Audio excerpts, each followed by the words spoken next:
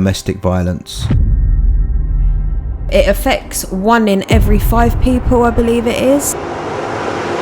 And boom, it happens. Is tonight the night Mum's gonna get it? That is your story. Breaks my heart to think about it.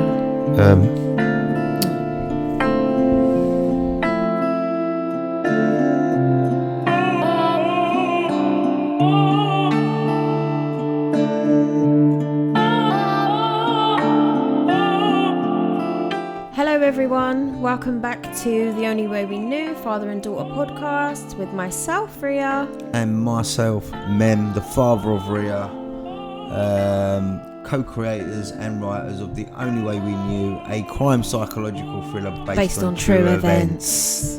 It has to be said, alright? Definitely. We've changed it in here a little bit. I hope you like it. We're trying to find our little, what's it called, our little nest, no? Yeah, we're going to get there slowly. We're quite perfectionists and it always seems that we want to just improve in ways. So this is one of them. We hope you like the colour contrast. But yeah, ninth episode? 9th episode, yeah. Just comes around so quickly, doesn't it? It does. Are you excited for today? I am and I'm not. Why are you not excited? Well, why are you excited? I'm excited because I'm doing it again, because I do love doing a podcast. Mm-hmm. I do. I've actually found it's a little bit of an escapism for me. Mm-hmm. And let off a little bit. Yeah. I mean... These kind of are like therapy sessions, don't you think? Totally. So would you say I'm like your therapist? A bit. Yeah. Yeah. Sweet. Yeah. Am I yours? Yeah, you are, Dad. Okay. You are, I must say. And why are you not looking forward to today? Because of the subject. Okay. You know, the subjects that we've been speaking about, they've been very, I would say, light-hearted but strong. Mm-hmm. But this one's a bit deep. Yeah. You know, so it being a deep, you know, it's going to enlighten and bring things to surface that, you know, I don't really like thinking about. Yeah. You know, but, you know, it has to be done because it's part of the book. Yeah. And I feel like what we should do is get into it straight away. Mm-hmm. You know what I mean? Don't hassle and bustle about it. We'll just get straight into it. We'll get straight into it. Would you like to introduce the subject today then? Because I always introduce them. Okay. Today's subject is a deep subject. A lot of people will be able to relate to it and some people will not be able to relate to it. The people that won't be able to relate to it, I hope I could somehow bring some sort of relation to it towards you guys. So, you know, if you guys encounter anyone that has encountered it, you would understand it and give them a little, you know what I mean? Give a bit of, I'm not going to say sympathy, a bit of understanding. Yeah. An understanding. And the subject today is domestic violence. Domestic violence, I mean, me just saying that word, you know, it's just not a nice word, full stop. No, it's not. Yeah, so what do you think? Well, domestic violence, basically, if you didn't know, domestic violence is when abuse basically goes on in a domestic setting. So there's a variety of different kinds of domestic abuse. It mainly happens between couples. You can be married or you can just be in a partnership with the person. You can be in heterosexual relationships, homosexual relationships. It goes on within couples in general. Can it happen at work? Does domestic violence relate at work? It can, I was just gonna let you know what kind of different domestic violences there are. So you've obviously got physical, you've got verbal, you've got economic, you've got religious, you've got financial, there's sexual, there's quite an array of different types of domestic abuse that can exist. So it doesn't always have to be physical, it can be emotional as well. Okay. And it can happen in a household, it could happen at work, but that's just to summarize it. And like I said, like Dad said, Some people will be able to relate to it. You may have been a witness to it. You may have yourself been involved in it. Or you may not know much about it, and that's equally okay. So yeah, how does it make you feel when you hear that word or the term domestic violence? Me writing the book, when we wrote the book, and there was times where I was writing about, it's important because domestic violence itself. Well, I think it's, sorry to interrupt you. Before we get into it, you're probably asking yourself, why are we going to talk about domestic abuse today? The main reason is that it's a very prominent subject in our novel, The Only Way We Knew.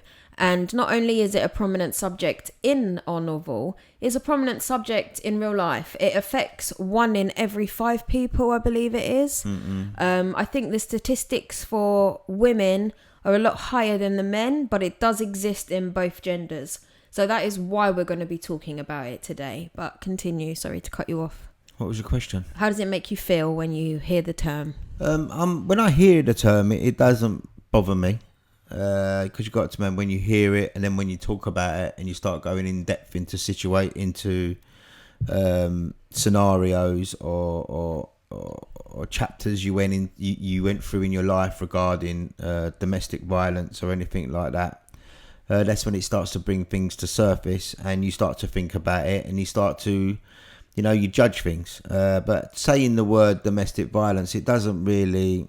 It doesn't like affect me. It doesn't spark anything off in any way like that. So to talk about it, I like talking about it. I wouldn't want to talk about it all the time. Yep. But talking about it is, I feel like, me being a barber, talking about domestic violence, it's a subject I've never spoke about at work.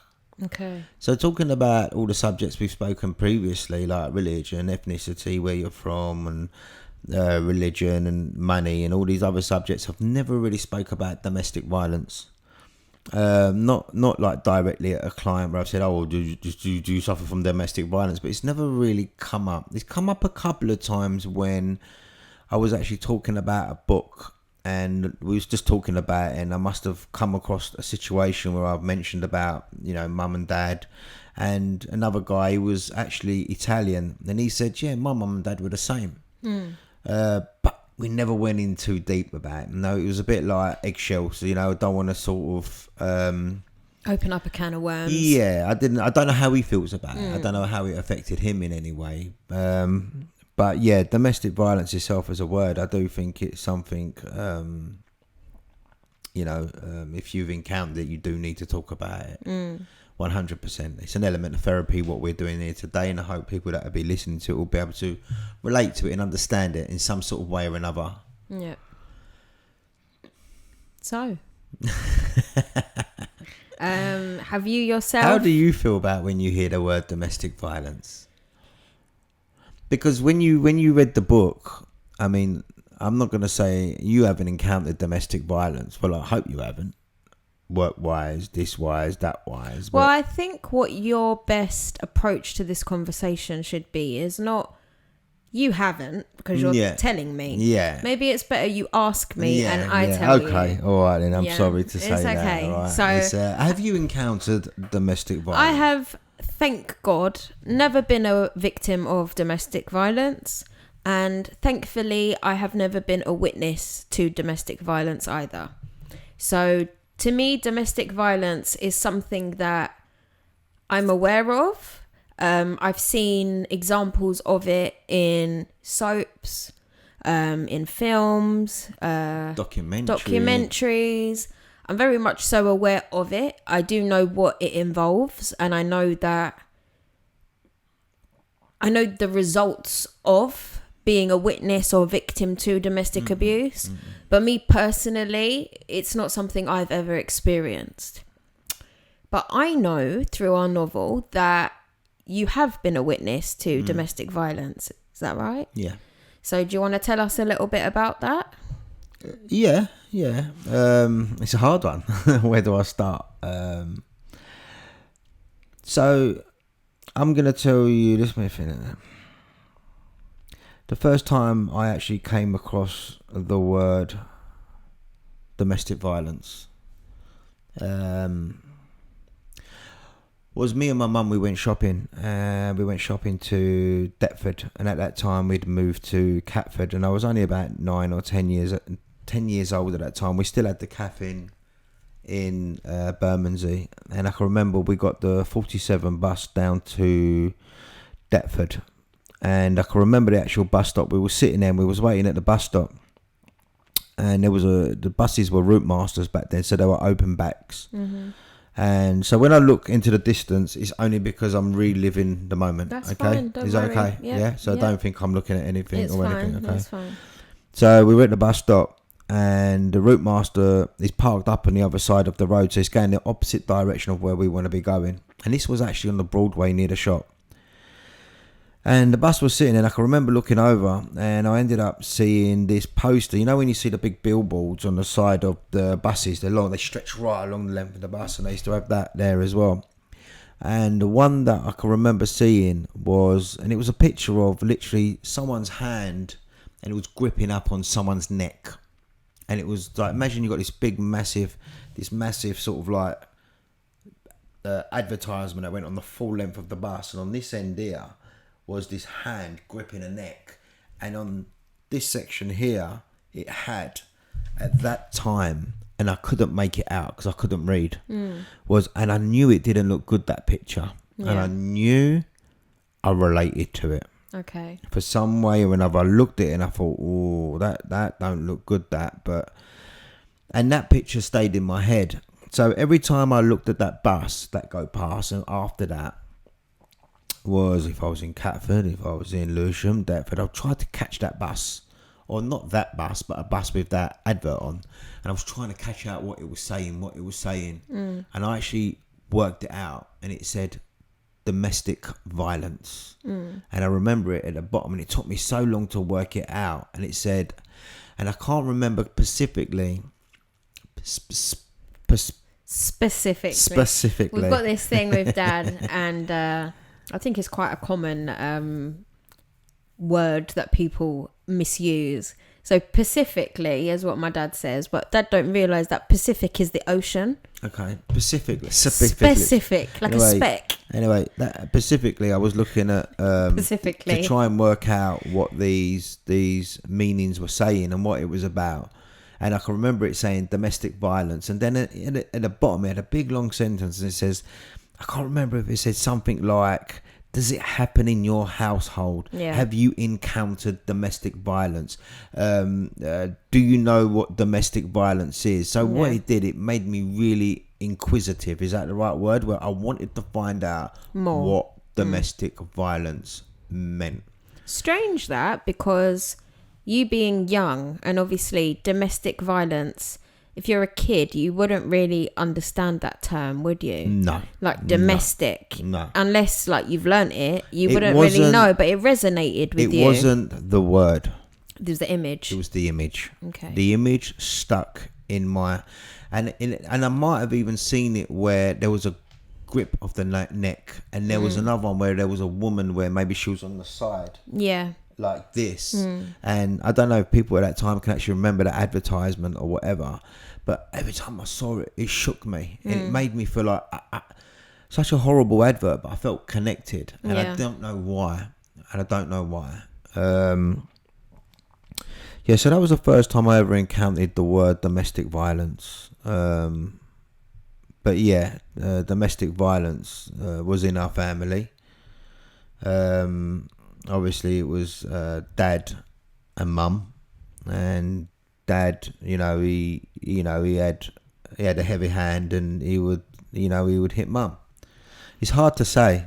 All right, I'll ask you some questions then, yeah? Yeah. And then it can kind of, obviously, if you don't feel comfortable with anything, it's fine, we can move on.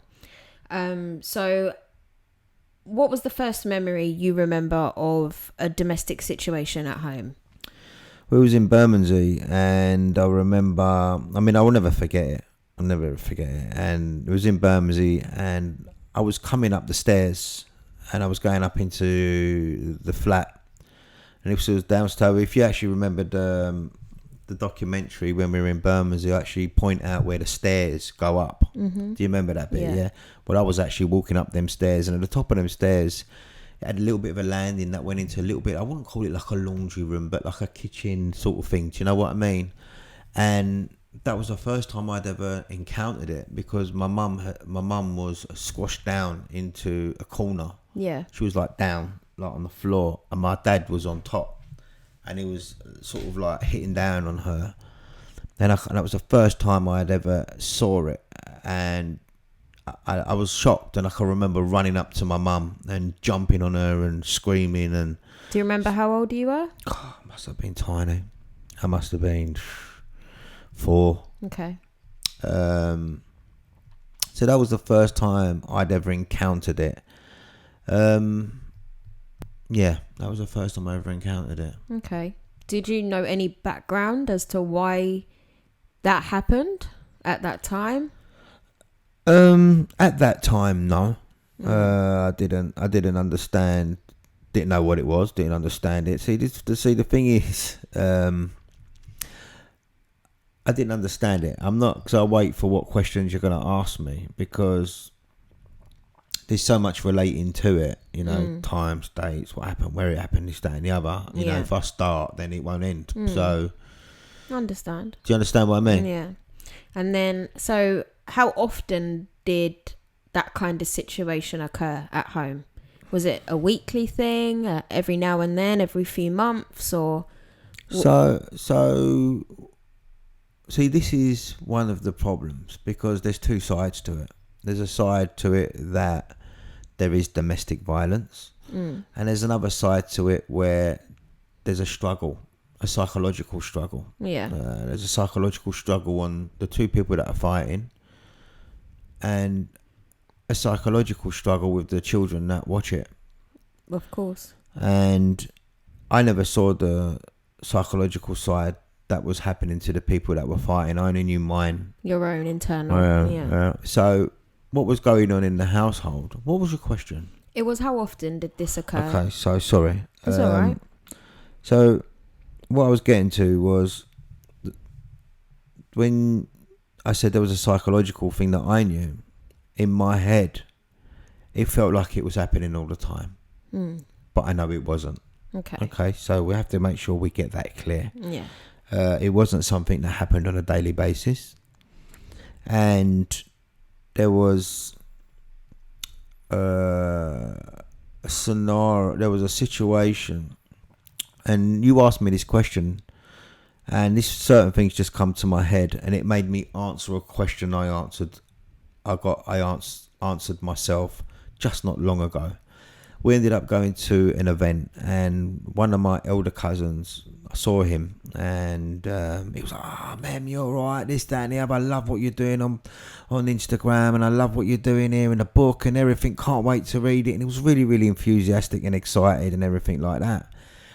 And then I was like, I was blessed, And then he was like, "Oh yeah," he goes, "Yeah, you got to be careful though, you might upset a lot of people." Yeah. And I was like, "Upset them in what way?" He said, "Some people might not like what you're saying." And I was like, they might not like what I'm saying. For what reason? What is it they don't understand? And he said to me, "Oh, I spoke with a family member, and the family member said, that didn't happen. Yeah. That can't be true. Yeah. Why is Mem saying these things about his dad?" And that is just telling you a perfect example of how the dynamics of a house can work without no one knowing. And I feel like when you talk about domestic violence, it's always normally once they've left the partner and they can open up and talk and let out. Okay, they can always say, "I was in a relationship." They will never tell you when they're in a relationship. No, it does seem to be kind of a secret thing that it's goes on. It's a secret thing. Yeah. So getting back to the question you asked me, how often did it happen? Psychologically, like I said about the people that are watching it, feels like it's happening all the time. And if I tell you now, answering your question and answering the question to the person that said, "Why is he doing this?" is psychologically, what is more damaging? Watching your parents fight and your dad hitting your mum, or you waiting for it to happen and you don't know when it's going to happen. Yeah. Is it going to happen today, tomorrow? 3 weeks have gone and you've settled a bit and then boom, it happens. Yeah. Or is it happening every day where you know it's going to happen every day and you become immune to it? Yeah. You become solid to it. You become hard to it. Or is it the unknown of, is tonight the night mum's going to get it? Yeah. So the psychological effect of me sitting there being and have this huge anticipation of, is it tonight? They're going to kick off tonight. If dad's getting loud again, oh my god, mum's going to shout, oh my god, it's going to kick off, oh no, it's going to happen, and it doesn't, and then you're like, is it quieting down a bit? Oh my god, is it going to happen? So waiting was worse than mum getting hit every day, because you knew what was going to happen. So if you knew mum was going to get hit every day, all you knew was getting yourself prepared to run downstairs and jump on her. Yeah. But not knowing, you know, it had a long psychological effect. Yeah. So did it happen often? No, it didn't happen often. Did it happen every so often? Yeah, 100%. Yeah. So obviously that created some anxieties for you, like you just explained, waiting for something to happen. Even if it didn't happen, there was an element of you that was expecting it to happen in a way, but wasn't sure. So besides, no, I knew it was going to happen. Yeah, but obviously, like I you just said, didn't know when it was going to happen. Yeah. And the worst thing was, as much as me not knowing when it was going to happen, I didn't know where it was going to happen. Because you got to remember, this happened everywhere. It wasn't. So it wasn't just something that occurred in the privacy of your home. So look, you can imagine when we'd be at a party or we'd be at a wedding and mum and dad kick off. What would they argue about? What most of the arguments are about. Alcohol. Okay. So that was because my dad would get pissed. Okay. And my mum couldn't deal with it. She didn't like it. Okay. So, you know, the thing was that no one knew my dad more than my mum knew my dad. My mum knew my dad inside out, the same way mum knows me inside out. And the same way, hopefully, Daniel knows you inside out. If there's something wrong with you, he will switch on straight away and click. There's something wrong with you, Ree. Open up. Yeah. Ree, you're drinking too much. You need to sort it out. Do you understand what I'm trying to... It's called caring. It's called I love for someone. If you didn't give a shit, you wouldn't give a fuck about you. No. So, my mum knew my dad inside out. And a lot of people would have probably said my mum was a moaner. My mum did have a mouth. My mum does moan. Your mum moans. But I know she moans for the right reason. Yeah. And my dad, where he would drink, you know, he'd come back late. He wasn't like me uncles, like that. You know, he'd spend his money. And my mum wouldn't have it. My mum would be like, you know, you got kids here waiting for you. You haven't seen them. And da-da-da-da-da-da. And my mum would have so frustrated with it. And sometimes my mum would, and it's so sad to say, would have sacrificed a slap to get a point over. Yeah. Yeah. And that's what's sad. And that's why I feel like maybe a lot of people are like this. You know, it's important that, you know, I talk to my mum about it, because, you know, I talk about... See, I'm going on now. That's okay. That's okay. You know, I talk to my sister about it. I was just going to ask you, is... Obviously, because that happened, it could very easily... And obviously, your dad is no longer here. It could be something that isn't spoken about. Do you know, it may be something like, you know, your brothers and your sisters know, your mum knows, but you just don't speak to each other about it.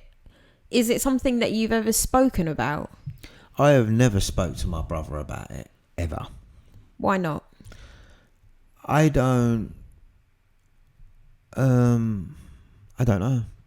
I've spoke to my sister about it. My sister doesn't remember anything. Okay.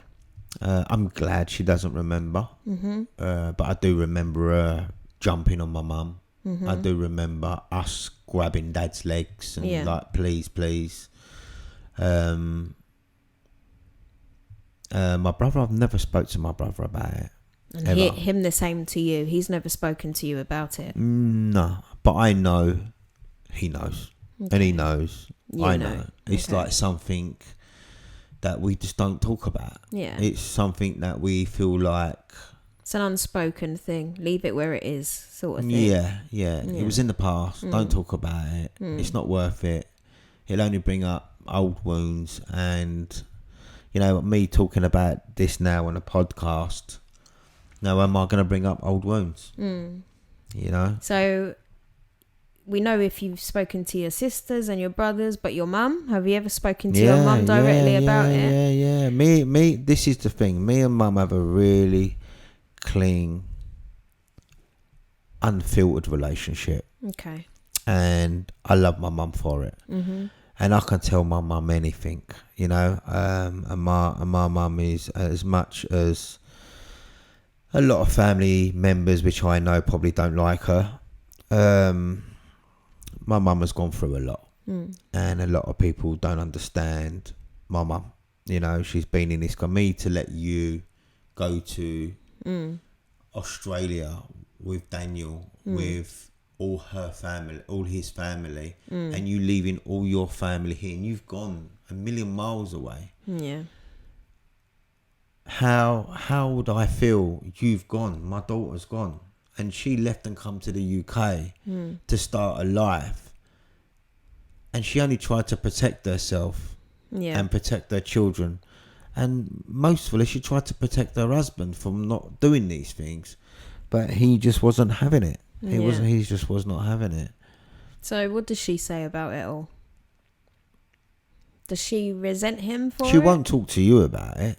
No, and I probably wouldn't present it to her either, just out of respect for the situation. Would she say that again? Would she... Like, does she resent him for what happened? Does she know that it was wrong? Yeah, of course she does. Yeah. She knows it was wrong. So this is the thing when, you know, is it an element of, you know, is it a cultural thing? Is it part of our ethnicity? I was just going to say to you too, so obviously... you may not know, but do you know if this existed within, like, for example, your dad's parents? I have never spoke to my uncles about it. Would I like to? Yeah. I don't want to leave any question untold. I've told you that before. So it's probably a question I'd like to ask. Yeah. You know, where did my dad get these trends from? Where did he get them from? You know, so let's get this straight. This only occurred when he was drunk. Drunk or wanted to get drunk? Okay, so he wanted to go out. I'm like, don't go out, mum, and he'd go out. I mean, there were situations he would just go out and he'd come back late. Yeah. You know, he'd always come back late. I remember my dad coming in pissed, drink driving. You know, how on earth he never killed anyone drink driving? I don't know. I mean, me as a kid, being in the car, and this is things that a lot of people don't understand. You know, we'd be in Bermondsey, coming back from the cafe. We'd end up stopping off at Musty's. I loved Musty's. Musty's was just a place that I loved, you know. And Dad would stop there and he would have a drink and he would play poker and he'd put me on a fruity and I'd be playing a fruit machine. And he'd get drink and he'd get drunk and then he'd go home and my mum would be like, where the hell have you been? Where have you taken this kid? You know, I'd come home smelling the fags. And I'm like, what are you doing? Where have you been taking these children? Yeah. I loved it. My dad loved it. I didn't see the problem. He didn't see the problem. But my mum did, which I understand because it's like me now taking you down to my mate's place. They're all puffing down there. And I come home and you're young. You're only about 8, 9. Mum would be like, where the hell have you been? So I understand my mum's theory. I understand that it took a long time to understand this. You know, Dad drink driving as well. My mum was like, you shouldn't be drink driving, you know. I remember going through Blackwall Tunnel, mate. Pissed. He was out of his nut driving. I was like, oh no, here we go. We're going through Blackwall Tunnel here. And he'd get home and Mum wasn't having it. Mum knew she just wasn't having it. You can't be doing this, you know. But yeah. Okay, so did this continue throughout your adult life? So there That was a time, Mm.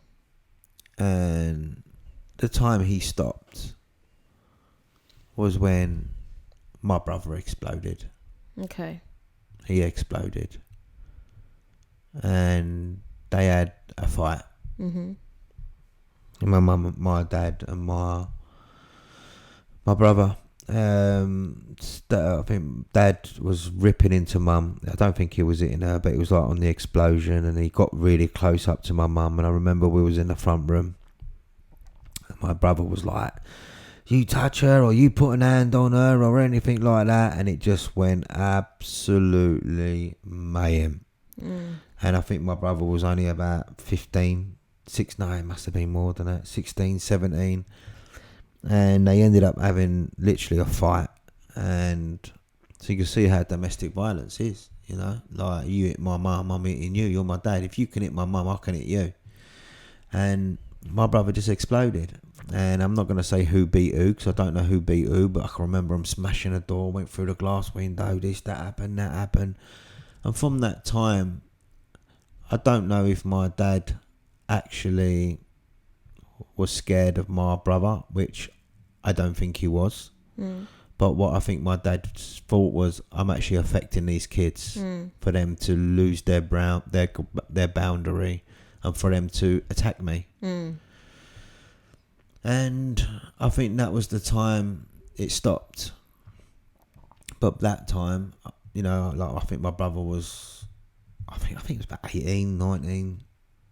I think I must have been about 12 or 13. So that's when I felt like it stopped. But the arguing still carried on. So you being brought up in that sort of frequency or that way, you still scared it could have happened. You just don't know. Just that maybe last time. Do you get what I mean? So how did that make you feel toward your dad? Oh, I hated him. Did it affect your relationship with him? It's so hard because, as I mentioned in the book, he was the greatest dad. He'd take me fishing. He took me out to cook. We had an amazing relationship. You know, my dad never hit me. He only hit me once in my life. Once. And I'll tell you how he hit me, why he hit me. But he only hit me once in my whole life. And he was just the most amazing dad. He was so loving. He had an element. All my dad's family are very, very loving. They're all very caring. And they took after my nan. My dad just had a drinking problem. He loved to associate with different people. He wanted friends. It was like he never had a childhood, you know. And he had his childhood when he got here.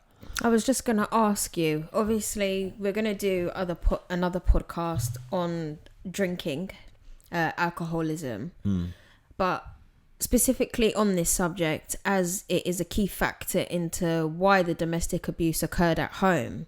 Why do you think your dad had such a drinking problem? Why do you think he developed a love for alcohol in the way that he did? Because me and you know, we have been experimental in our lives. I can also admit that at times I have been an excessive drinker. I don't drink anymore. I don't drink alcohol at all. But there was a period of time where I did drink alcohol, and I would drink quite a lot of it. And when I think of why I would drink a lot of alcohol, it would mainly be to make up for lost time, to have fun, to escape. Do you get where I'm coming from? And I don't know if you can relate in that way, or maybe you had that in other things. We will get into it in a separate podcast. But why do you think your dad wanted to drink as much as he did and as often as he did? Dad drunk every day. Yeah. Dad drunk, you know, half a bottle of whiskey a night. he'd probably have a couple of whiskies before he'd even come home, and he'd drink it at home as well. I mean, he got to the stage where my mum would even say, look, don't drink out anymore, just drink indoors, drink at home, don't drink out because you're driving, you're going to kill yourself. So, how he ended up drinking so much was, it's like anything, isn't it? It just starts off as maybe as a bit of fun. I had a great night last night. It was Packer. I drank a lot. Oh, it was smashing. I had a wicked time. Then I done it again and again. And, as time goes past, weeks, months, years, this, that and the other, you're still doing the same thing and not realising alcohol itself now has become part of a daily routine. Yeah. It's now part of your personality. Part of your personality. It's like, I'm not going to get too deep into drugs or alcohol. The way the monopoly of the brain works, or the way the brain, the psychological pattern, how it breaks and it taps into alcohol, drugs, or whatever, anything that become addictive Vices. and gives you an escapism, just like what you mentioned.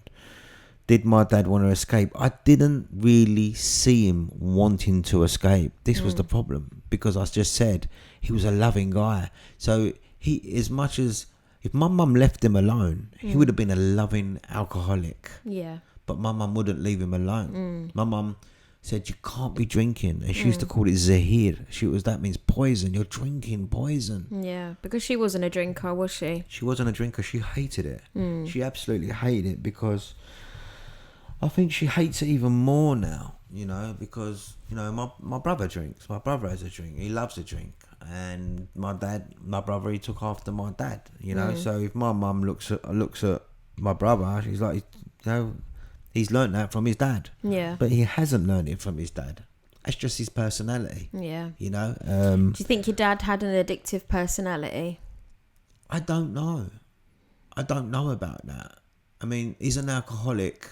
Does an alcoholic have an addictive personality? He's addicted to something. So maybe he's not addicted to things that we think he should be addicted to. Example, good things. And he's just addicted to alcohol, and that was his addiction was enough. That was it. Yeah, that was it. I don't need nothing else after that. I go to work. I'll have a couple of whiskies a day, or I'll have my bottle of whiskey. Leave me the fuck alone. Yeah. Do you understand what I mean? And that was him. Okay. And he believed, and he worked hard, and he believed he deserved it, and he really, really did. I hear you. So, what kind of issues did you develop from being a witness to domestic abuse? Did it give you any psychological problems, any physical problems growing up after witnessing what you had? I ended up with quite a lot of psychological problems. So from a very, very young age, I always had symptoms, and I didn't know why I had them. I don't know why. I was like, why am I like this? Why do I keep swallowing? Why do I keep thinking these really strange things? Why do I keep thinking I'm not getting enough oxygen? Why do I keep thinking I've swallowed a fishbone? Why do I keep thinking I've swallowed glass? Why do I keep thinking there's someone under my bed? Why do I keep thinking I can't sleep on my own?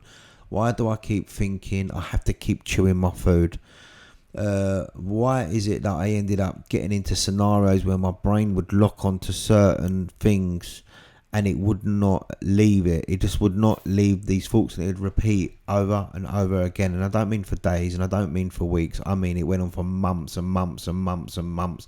It went on for years, where I was like, please, I hope I'm not stuck like this. Why am I like this? Why am I like this? And I kept thinking to myself, why do I keep having these personality problems? Why am I shy? Why do I shy away from these people? Because I don't want them to see these problems that I have. I don't want them to mark me. So it had a big psychological issue. I had big psychological problems when I was a child. I got rushed to hospital many, many times because I felt like I was hyperventilating. And my mum was like, what's going on? I was like, I don't know. I can't breathe. And a lot of times this would happen in a way where literally I couldn't sleep on my own. I didn't want to sleep on my own. loads of things. A lot of kids probably, we all did that. And I'd be like, no, mate. I was hyperventilating in bed. I didn't want to, I didn't want to. It was just consistent. And I said to myself, you said to me just now, do you believe you had any psychological problems? Now, I did not know I had psychological problems until I actually grew up. And I look back. I met your mum at 18 years old. And even at 18 years old, I had deep psychological problems. I had this thing where I'd think about weeing. And once I locked on, I was like a torpedo. And I couldn't... Do you know what that's called? No. So, I'm not a doctor. And... I'm not going to diagnose you, but judging by what you've told me about it and my own personal things that I have, which we will get into it at a later date, it sounds like you suffered with OCD.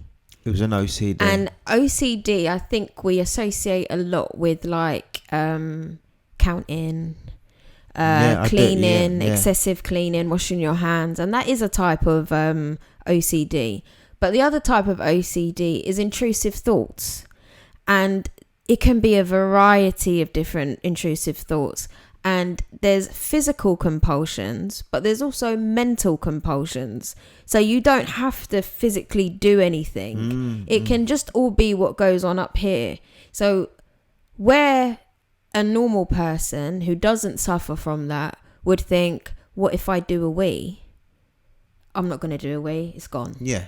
You wouldn't. You would lock onto it. And then you would ask yourself more questions. Why am I thinking that though?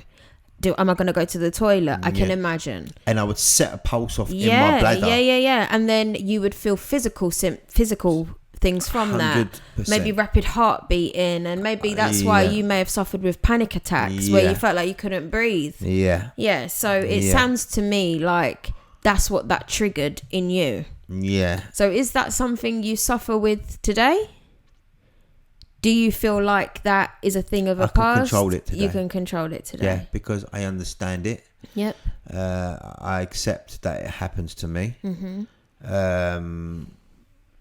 When we will talk about drugs, when we talk about mental health, I will talk more of the internals, but I believe I'm just going to break this down because we're talking about domestic violence and we're shifting into mental health here.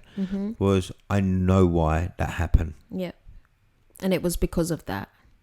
And a lot of people go, how do you know that?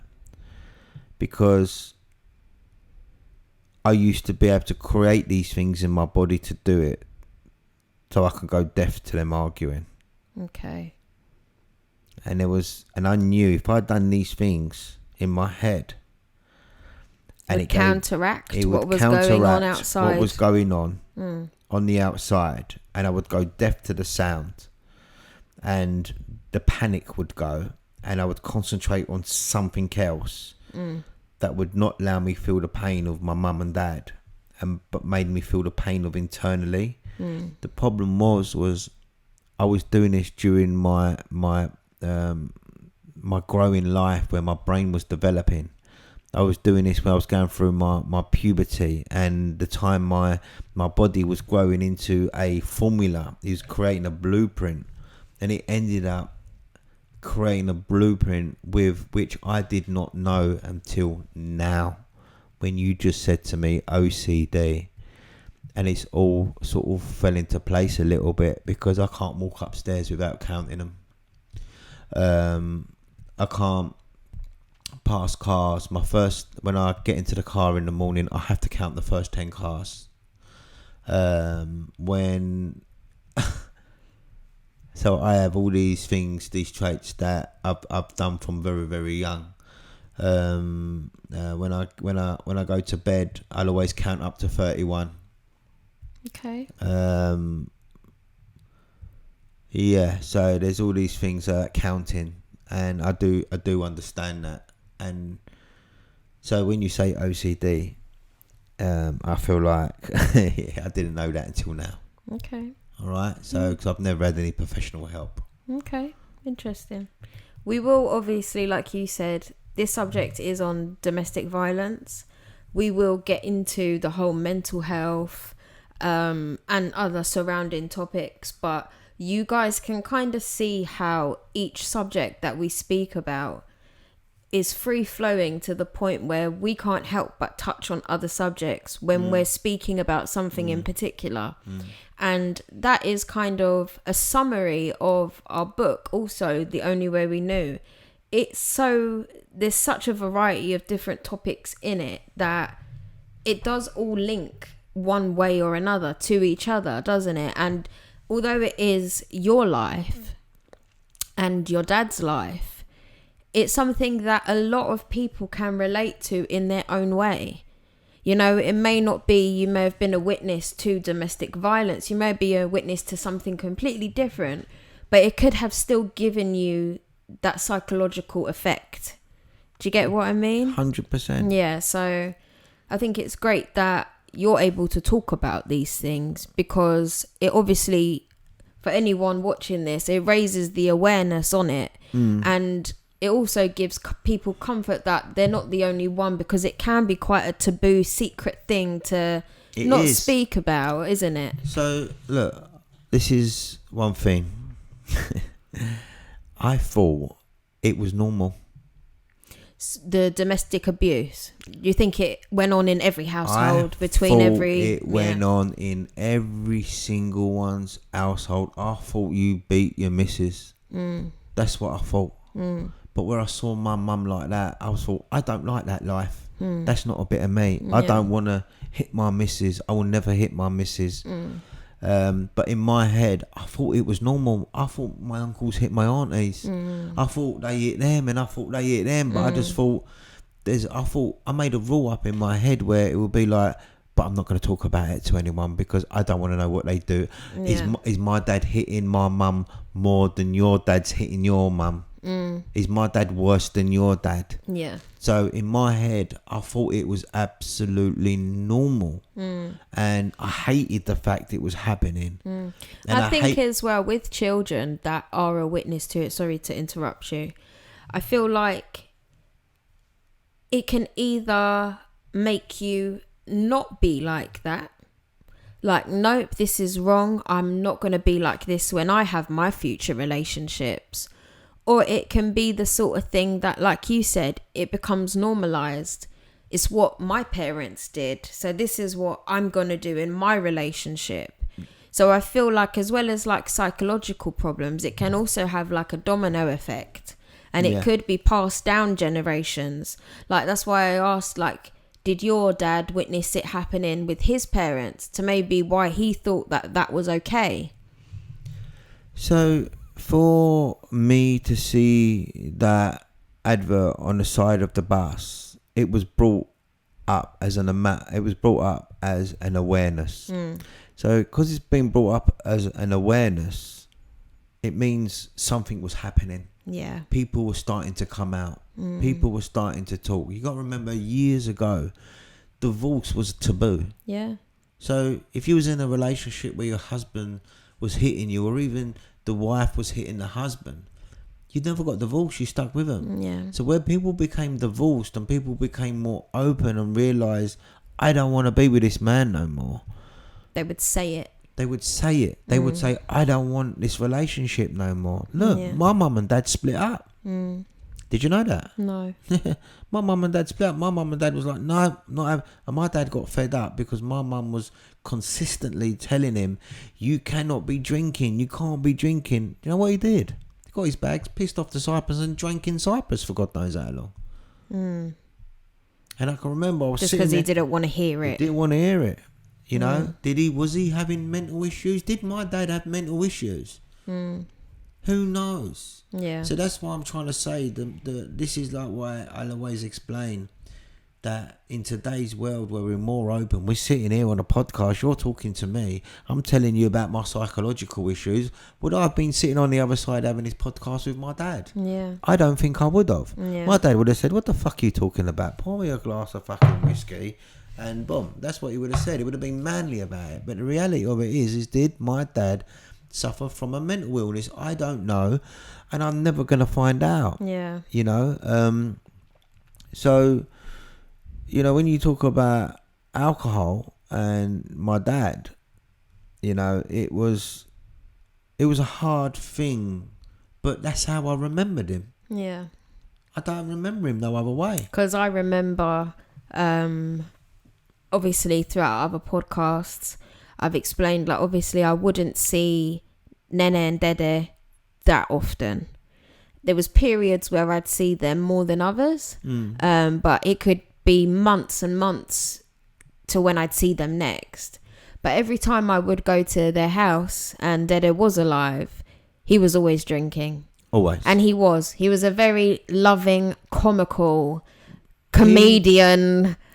I loved him when he He was did drunk. have a really great personality. He honestly did. But all drinkers do in some light. Do you know what I mean? Yeah.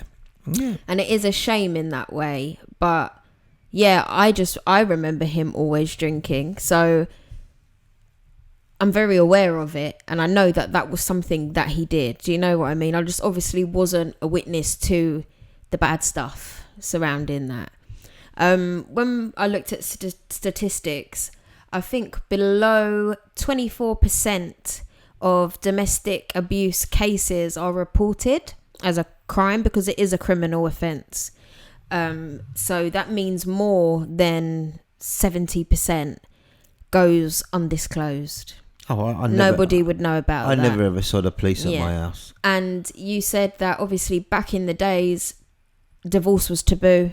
You know, you stuck with your partner, whatever happened, like there may have been infidelity, there may have been things that went on, but you would stick and remain with your partner. In today's world, obviously divorce is a lot more common.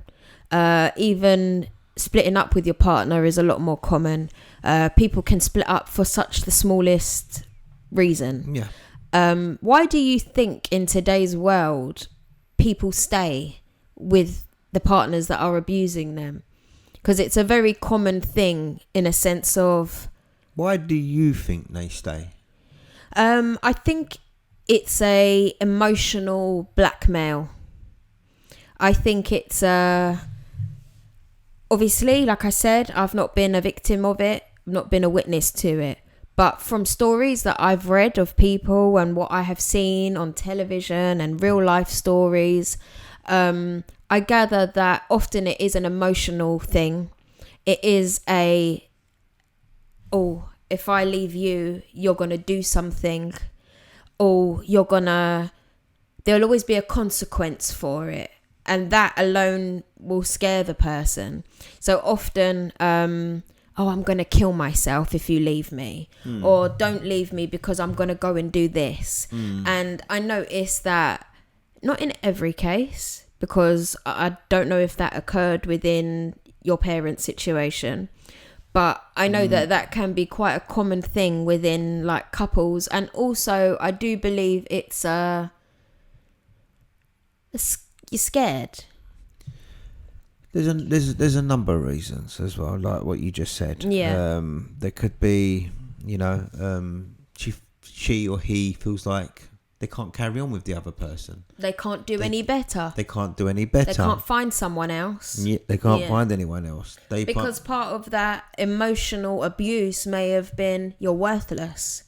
Look at you. Yeah. Because often that can be the case as well. It's not just a physical. It can be a verbal and emotional. It could be a financial hold. Yes. It could be the children. People stay in relationships for children. the children. They don't want a broken home.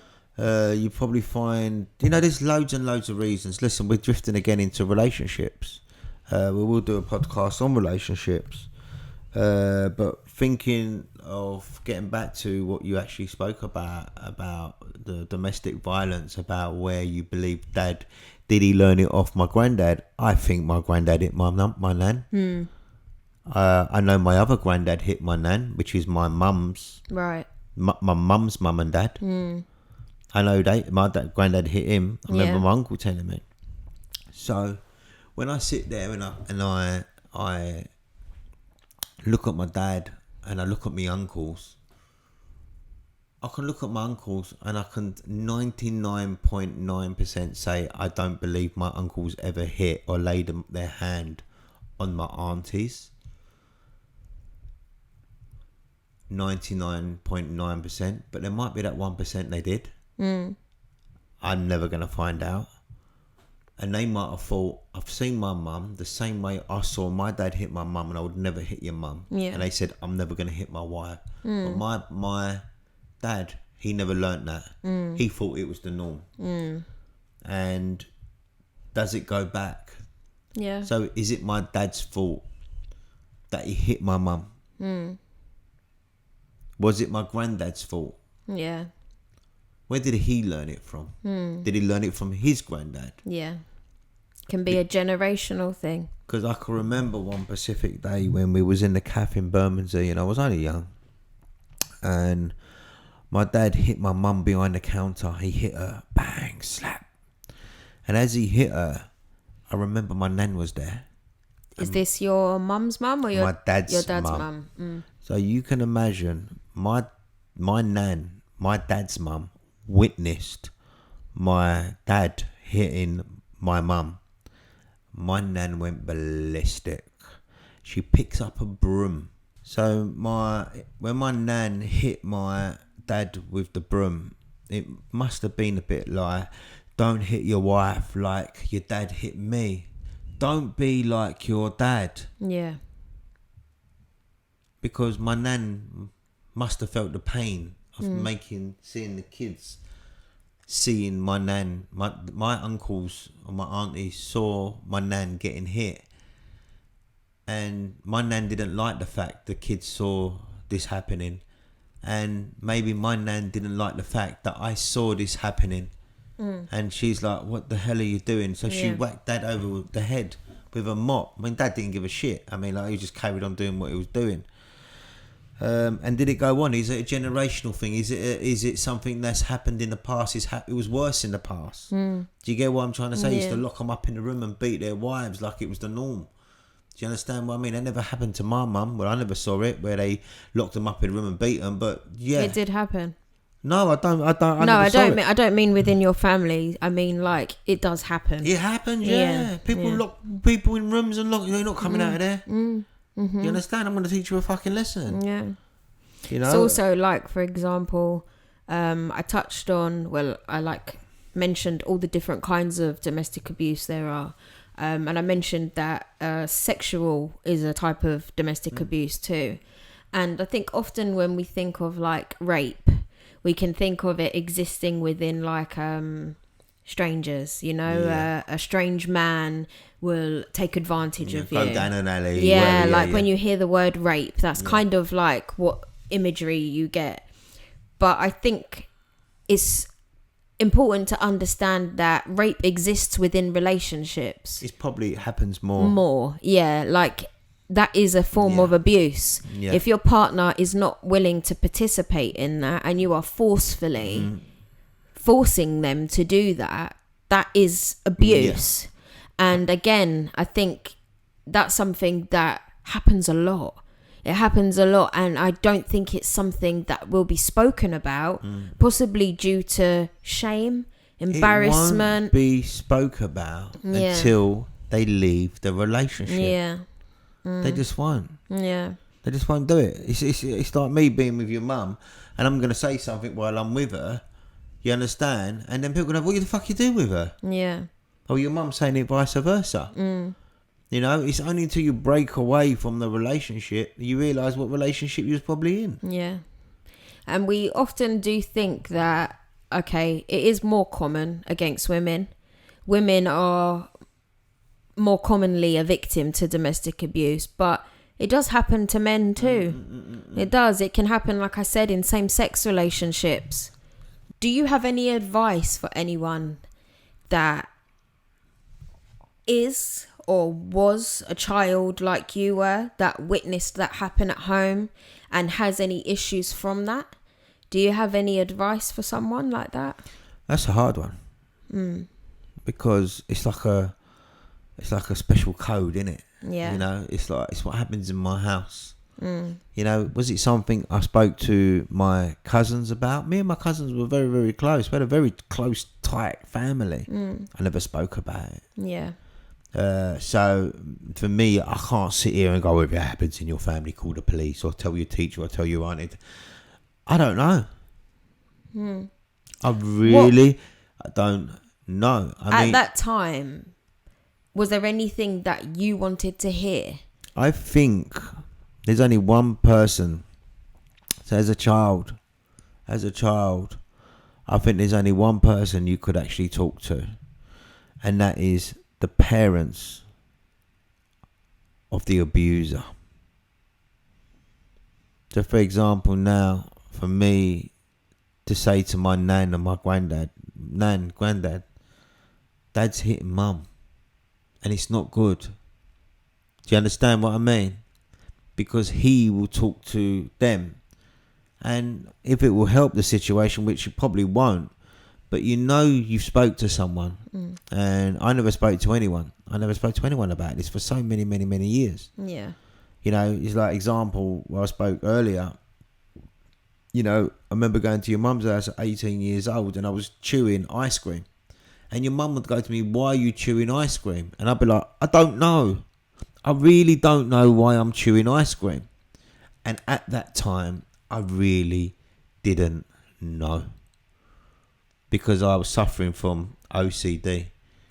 You know, I would constantly chew on food, swallow it, and I was a bit like, oh, I need to regurgitate that.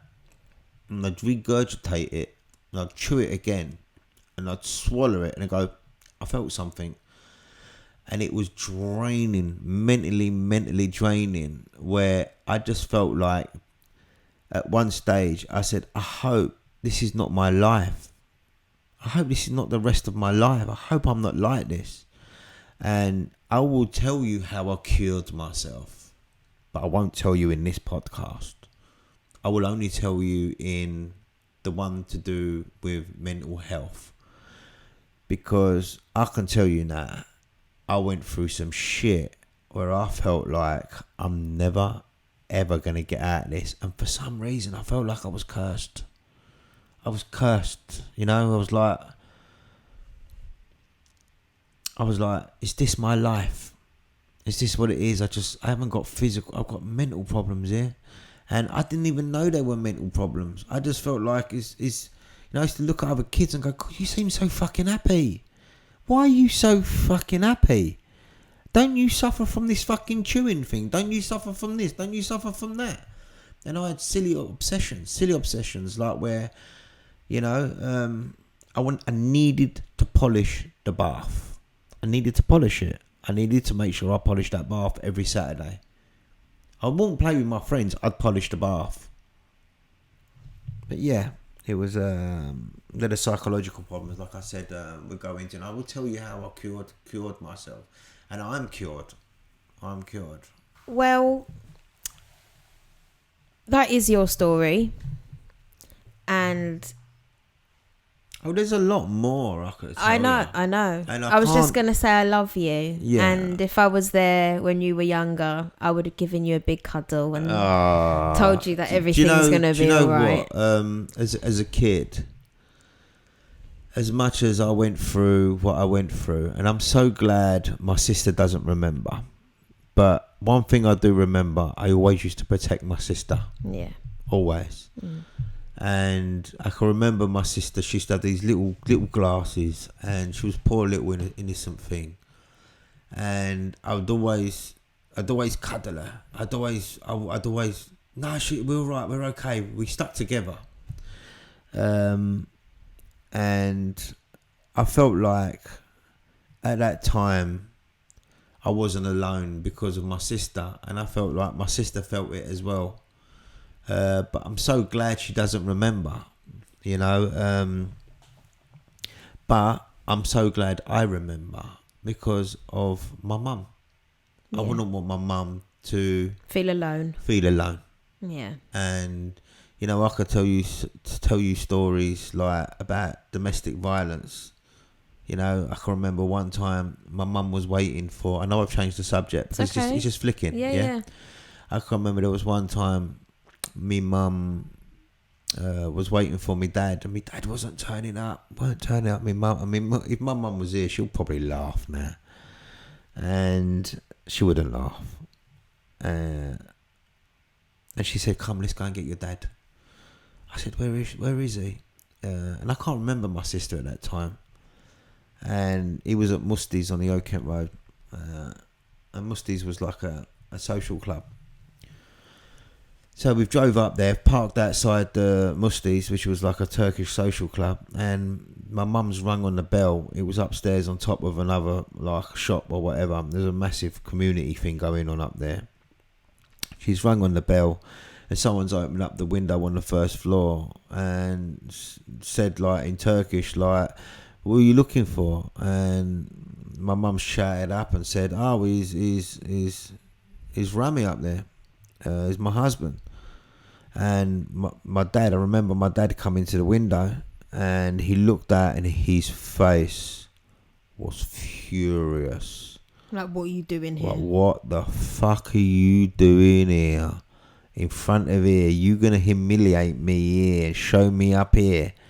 And you could see in his face, he was not dealing with it, Ray. And I saw him, and I was like, oh no. And my mum got a bit scared. And I could see my mum, she stepped back, like, oh my God. He comes steaming down them stairs. And my mum's moved round to the back of the car, which was on the main road, and she was holding my hand. And my dad's come steaming out, and I'm telling you now, for some reason or another, he was holding a chopper. Really? A chopper. And I was like, what the fuck's he gonna do with that? And he said in Turkish, "Öldüreceğim seni." He said, "Öldüreceğim seni." And he said, that meant, I'm gonna kill ya. And he run around the car. And my dad is one fast runner. I could not beat my dad in a race until I was 15 years old. That's how fast he was, yeah? And he runs round that car. He could not catch my mum. My mum was going round and round and round, where it got to the stage where my dad got so fed up of chasing her around the car, and everyone was looking out the window. And my dad was like, I need to make a mockery of this woman who's come here down the Old Kent Road in front of my friends to say what to me. And he got running, and it was me in the middle, like, oh my God, he's going to kill her. He's going to kill her. He's going to kill my mum. He's going to kill my mum. And that day shocked me. Because you got to remember one thing. My dad chased her, and he couldn't catch her. And he got to the stage where he went, fuck ya. And he went back in and went back upstairs. Me and my mum got in that car, drove back home. And you're waiting for him to come home. And we was petrified. We was absolute. My mum used to cuddle us as kids. And it breaks my heart to think about it. It's all right.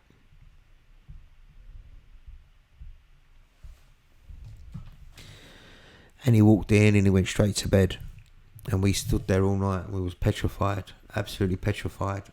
And all I kept thinking about was my mum. And I just didn't want him to hurt my mum. That's all it was. I didn't want him to hurt her. She was a strong woman. She's still a strong woman. But one thing is that I know my mum and dad loved each other. I know they loved each other. They met each other from very, very young. Like we said, that's why it was important for us to go back to Lodagina and show the people that will be watching this where they came from. And it must be confusing as well, because they're the two people that you love the most.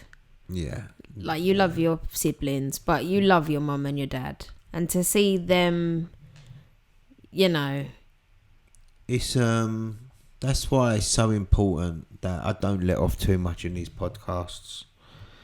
And I allow, the needle and the thread to sew through this fabric, and for you to read this book and bring it all together. You know, for you guys to sit there and listen to me to talk about these things. And, you know, the podcasts themselves are going to start getting a bit more deeper. We try to hold them back a little bit, and I can feel they're going to start getting a little bit more intensive, a bit more deeper, a little bit more rawer, a little bit more going to open out a little bit, you know. Going to talk about my drug life, going to talk about, we just spoke about domestic violence, and, you know, I love my dad with all my heart, and I'd never change him. I would never change him. He's not here today. There was a stage where my dad was in hospital. I used to go up every Sunday and talk to him, and he said, "How's mum?" I said, "Oh, mum's all right." And that's where I knew my mum and dad loved each other deeply. And he was talking about mum and and Cyprus when they were kids and this, that and the other and boom, boom, boom, boom. And it got to the stage where the conversation turned to my mum and my dad being drunk. And because when my dad got leukemia, would you believe it? He turned around and he said to me, "If I knew it was this easy to stop drinking, Mem, I would have stopped drinking 30 years ago, 40 years ago. I see now I've stopped for months, and I can look back and see who I was, and I can see what damage I did." And I remember him saying to me, "I regret what I did to your mum. I regret everything. I regret drinking. Yeah. You know, I regret losing time." Because he was faced with death. Because I was going to ask you, do you think, or did you know of your dad ever being remorseful for what happened, taking accountability for what happened? So he did know what he did was wrong, and he did say that to you. He said that to me. Do you think he ever apologised to your mum? And do you think your mum would accept it? Do you know what? This podcast is so close to a chapter. So close to a chapter in the book. And I can't. We'll leave it for the book. I don't want to say too much. Yeah. You know, I wish I never even said that. It's okay. It's all right. But yeah, there is so much more I can tell you about domestic violence, the way it is in a household, how the dynamics are, how it affects, you know, the family dynamics. And I don't mean the dynamics inside the house, outside the house. Just your personality. How it affects you psychologically, your children, your relationships. You know, I would never hit your mum. Never hit your mum. You know, I'd never think of hitting your mum. I feel like I want to hit her sometimes, but I would never ever hit your mum. Yeah. And I would never want to see you hit. I would never want to see you see me hit your mum. A lot of people probably thinking, you know, why are you doing this podcast? And this is where, like, I'd like to ask a question. I need to make sure that I don't have any, you know, black lines here. Because, you know, my elder cousin that said to me that day in that party that I said about the person, another family member talking about why is he saying this about his dad? Why? Yeah. And I love that person dearly, and I love him more. And the reason why I say this, because if any fucker puts his hands on you, I'm going to prison, girl. Do you understand that? And I would not hesitate. So I'm making sure that I'm highlighting that this cannot happen in a house, because I would not want your children to suffer from what I suffered from when I was a kid. Yeah. Because I psychologically, and I'm not going to tell you how I healed myself, your kids might not heal themselves, and they end up with bigger issues. Yeah. And if I look around the world and I look at all these other kids that have got these issues, it might not have been domestic violence, it might have been drugs, it might have been alcohol, it might have been a million things. I know I need to spread the word. Yeah. That I don't want you ever to get touched by any man and I wouldn't want you to touch any other man. So it's important that I spread the word and I explain why this happened. I can't blame my dad. I can't blame him. But what we can do is stop it from now. Yeah. So it doesn't happen from now onwards. Mm-hmm. It might have happened in the past, but it can't happen from now onwards. And you must teach that. And that is why it's important that in the book, I highlight it. In this podcast, I highlight it. So it's written down in stone. It's never going to get forgotten. And for the future generation to look back and said, he made the change. Yeah. Do you understand that? Mm-hmm. I love you. And I'm very proud of the person you are. Well, it's an experience. Yeah. I mean, to sit and know that people that you don't know, people that also do know you and may not know this about you. Yeah. People in the family that may know your parents are going to watch this. You know, I don't want you to ever feel like, oh, I'm a bit embarrassed, or I'm a bit like, should I say this or should I not? It's your story. And I'm a little bit worried. Yeah. I'm not worried about friends or colleagues or anything like that. No, it's just I'm family. more worried about family. Yeah. I'm worried about family. I don't want them to mark me. I don't want them to love me any less. Because you got to remember one thing. I saw a side of my dad my family never saw. Of course. So when they look at their uncle, their daughter, that's what they call him, yeah. I don't want them to look at him in any different way or love him any less. I don't want them to think that's what you're trying to do. Yeah. I don't want them to think, no. Yeah. It's I'm just not doing your that. story. I have to set a story. I have to write down this magical story. My dad was magical. He was an amazing man. But he wasn't perfect. The same way, I hope I'm magical to you. Mm-hmm. I'm telling you, I'm not perfect. Yeah. I'm letting you know where my imperfections are.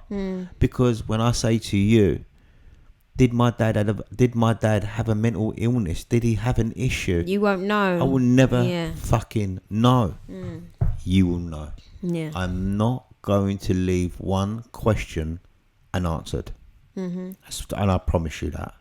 All right. So, yeah, the fact that, you know, cousins might be watching this, I do not want them to look at my dad, like I said, a magical man in any. Trust me, when my dad died, the family lost a key member. Yeah. A bulb went out, and it's never going to be lit again. Yeah. I don't want to go too deep into it. Yeah. Because I need bits in the book to bring this thing together. Yeah. I've enjoyed it today. Yeah, how do you feel about what we've spoken about? I've enjoyed it. Because I'm not going to lie, throughout, I've kind of thought to myself, oh, is Dad going to now lay in bed like this? Nah. Is Dad now not going to be able to sleep? Do you know what it does? It makes me love more. Yeah. It makes me, want to ring my mum. Tell her I love her. Yeah. It makes me want to cuddle you. It makes me want to tell your mum I love her. I want to ring all my cousins and my aunties and tell them I love them. I love them dearly. I want to ask them, do they need anything? Can I help them? Can I give back? Yeah. My dad always gave back. That's why I said my dad was a giver. That's why he had no fucking money. Yeah. You understand? And I loved him for it. Yeah. He was a strong man as well. We will get into stuff like that as well. But the subject today has been I shedded a tear for you today. For who? For you or Dede, I don't know. I feel like I had a tear. I'm not gonna lie, I don't know if you saw me either. I'm there and I'm like, yeah. Don't cry. No, because I feel for I feel for Nene. Yeah. I feel for you as a young boy. I look at the person you are today and I see how it like shaped you. It shapes you. I see a lot of like mirroring in, although mine and your lives are different, I see how we are very similar. How you handle situations. No, in a lot of ways. Like obviously we will get into them. I think what we like to do with our podcast as well is we kind of go back, take a little bit from the last podcast, elaborate on whatever. So there's many things that we've spoken about today that I feel like we will touch on more in other podcasts. And obviously a lot of the subjects I will be the interrogator, you know, like I'll ask you these questions because like domestic violence, I've not got a card to put down with it, but I can ask you questions. But there will be subjects where I will have cards to put down. Do you get what I mean? And I will have lots to say about my own experiences. I'm so glad you got nothing to say about it. But obviously from an outside point of view, I think it's terrible that happened. And it's like I said, I feel sorry for Nene when I think back and I think of like when you said... I felt sorry for Dede. And I do feel sorry for him also. Because and he never had time to you know, like it's like I explained it in the book, you know, did my dad soften my mum up without me knowing? Did you get what I mean? Like he told her things to soften her up, to not push him away, to go, I don't love you no more. My mum never turned around and gave up with my dad. Not once. And that's where I rate my mum. And she never did give up with him I mean, there's things I could tell you that I won't tell you. But, you know, she never gave up on him.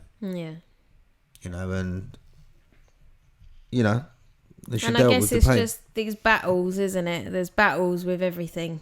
And that was just a battle that existed, and it does exist within many families. So...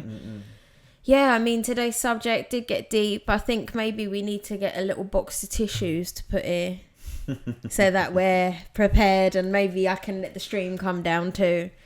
But yeah, I really appreciate you being honest. And yeah, well, I'm not going to lie to you. You know, wearing your heart on your sleeve, it's important. And it does make me feel like people watching, whatever it may be, it gives them a little bit of like...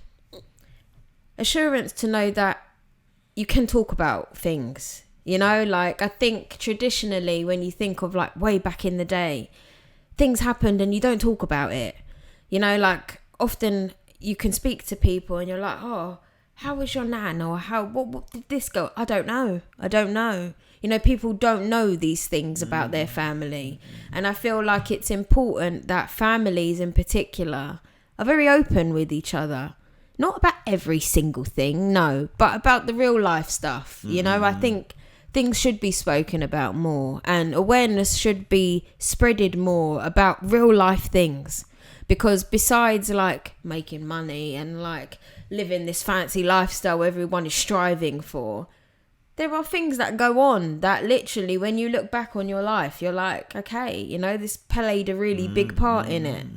And that can be many different things. And unfortunately, domestic violence was one of them for you. And that's okay, you know. It is all in our book, The Only Way We Knew. I mean, it is a beautiful project, if I do say so myself. But you do get to read all about this stuff in a lot more detail. And if you have any questions about, like, the situations we've been speaking about today, the book does answer everything. And yeah, anything you want to add to that? I was just trying to think of if there was a way. I'm not going to be able to heal no world. Do you know what I mean? But I do feel like, you know, if I put myself back into the situation where there was my mum and dad in this situation, you know, where there was this shit going on. Remember, like what I said to you, it wasn't the hitting. it was the waiting for the hitting. That Yeah. was the fucking dilemma. It was Yeah. the waiting. It ate me up. You know, they need to talk. Yeah. You need to tell someone. Yeah. You know, if this is happening in your family, I'm not talking about the kids looking up. I'm on about people that are being affected by this. They're being hit. They need to talk to someone. You know what I mean? And I think, see, it's a weird one because, like, obviously I look at it from different points of view. there's loads of points of it. And, you know, you sit there and you say your mum didn't give up on your dad. And it's like, we tell a woman, if a man hits you, leave him. You know, but in the same breath you said your mum never gave up on your dad. I know. Yeah, so it's a very hard one I because know. if you just heard it from outside view I know. and you heard it happen to me, you'd be like, leave. Do you know what I mean? You'd go crazy, whatever. But obviously, if you're your mum, do you get what I mean? There's many of women out there just like your mum. I get it. Yeah, it's a very confusing, not confusing, but many points of view. Yeah. And yeah, that's why I just think speaking about it is the start to the solution. Yeah. It is. It's the start to the solution on a lot of things. And I think this is one of them too. I think it's about looking at the situation from outside the box. Yeah. That's it. 100%. Which often you don't do when you're in it. Yeah. Yeah. So completely get that. Are we finishing it for today? We are going to round it up, guys. Yep, another deep one. Thank you very much for listening. We hope you've enjoyed today's podcast. We will be back as always every Sunday. We had a little bit of a technical issue in our last podcast. I just thought I'd clarify that on the video. Yeah, we have an occasional technical issue every now and then. We're still learning. We're still learning, but we will always get it out to you guys. So you will definitely see us at 5:00 on Sundays. Yeah, you can stream this on Apple Podcasts, Spotify. Yeah. I'm going to say bye as well, just to let you guys know it's 12:30 in the evening. It's a late one today. So if you hear me with a bit of a croaky voice. But one thing I got to say is with Ria today, I never heard us once say, do you know what I mean? Done all right, didn't I? Getting a bit better. You never said it once. So yeah, I just want to say thank you for me sharing this story with you.